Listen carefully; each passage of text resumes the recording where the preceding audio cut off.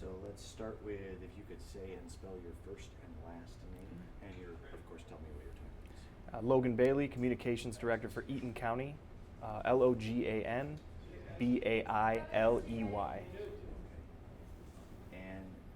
we are here to talk about the millage proposal that's going to appear on November 5th. Let's go back to a little bit. How did this sort of come about? Sure. Eaton County has financial struggles. That's not a secret.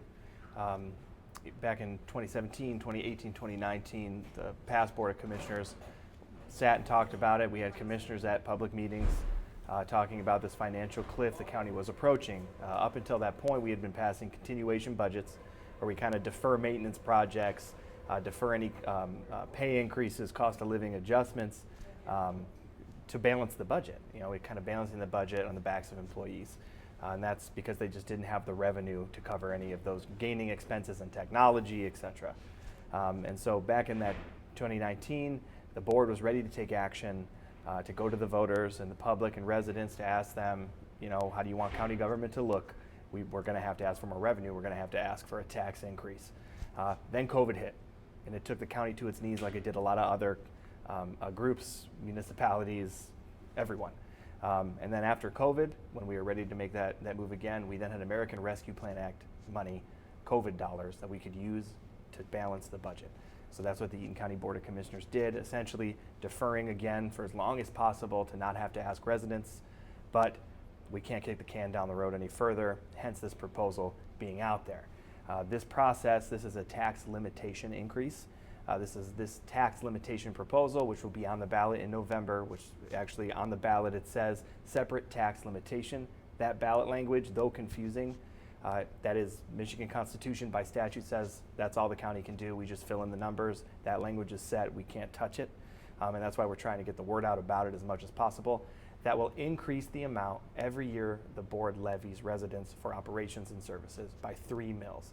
Essentially, that will be $18 a month, about $216 on average a year on your summer tax bill. That's what you can expect, residents can expect should this pass. So it's an alteration to the limit the board can levy each year. Every budget cycle, they determine how much they need to levy. And so the board wants to raise that amount because they know that right now the county needs more revenue to cover operations and services. And what is the current mill rate? Right now it was set at 1978 at 5.5 mills with Headley rollbacks and such. It's actually around 5.2. And so the tax limitation process, which is set by the Michigan Constitution, required the board to form a tax advisory committee, which they did several months ago, which was made up of representatives of the county, residents, townships, and intermediate school district. The reason the townships and school district are a part of this is that rate set in 1978. It's actually a 15 mill rate that's split between those parties. And 5.5 was allocated to the county. Either one of those parties can determine whether or not a tax increase or needs to happen. You can go up another 3 mills up to that 18. And so the board formed that committee. They met, they discussed it, they reviewed financials and determined the county does indeed need that 3 extra mills to maintain services. And that 3 extra mills is solely for the county? Just for the county, yep. So you guys are going to have a meeting tonight at the Delta Township Library. Yes. What is the plan for that conversation? Yeah, so county staff and several county officials have been going around the county, every city, village, and township meetings for the last month and the next several months to get the word out about this ballot proposal. Part of that is going to be hosting actual town hall style dialogues with different communities. Tonight we're doing one in Delta Township. We potentially are going to try and do another one in Delta Township if we can schedule it. We'll be in Eaton Rapids Township and here in Charlotte as well, hosting town halls where folks can come in, ask questions, talk to elected officials, talk to county staff about the financials, about how we got here, about the history of what this is and why it's on the ballot. Now, taxes are never a popular thing to vote on or approve. What happens if voters on November 5th say, no, don't raise my taxes? Should the county not secure more revenue, we're looking at mass cuts in services and staff. That's the reality of where the county's at. That's why we brought it to the voters to make the determination. As county staff, I can't advocate for this, but I can tell you that what we're looking at to balance the budget this next coming fiscal year, we're looking at a quarter of our workforce being laid off.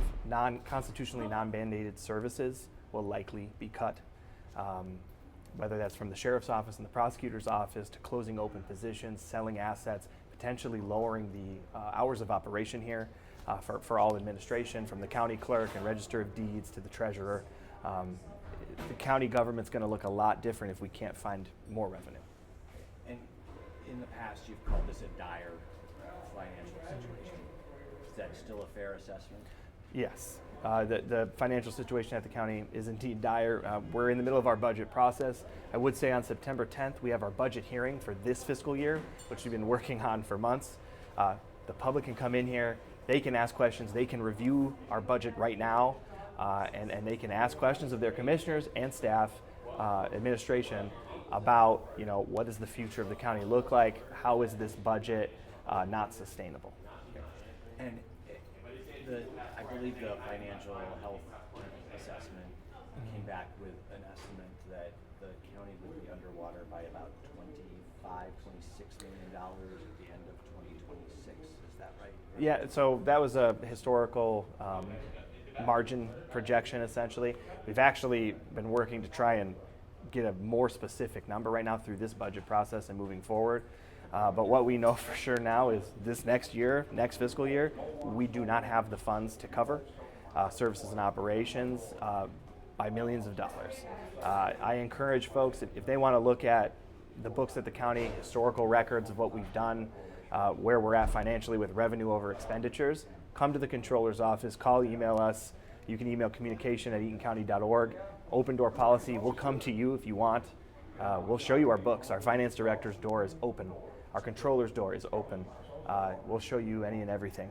But we're looking at this next coming fiscal year. If we don't secure more revenue, the county is going to look very different. Whether that means cutting staff and services or specific contracts we have for law enforcement, road patrol at the sheriff's office is not a mandated service. Okay. Anything I didn't ask you do you think is really important? That's my favorite question. Yeah.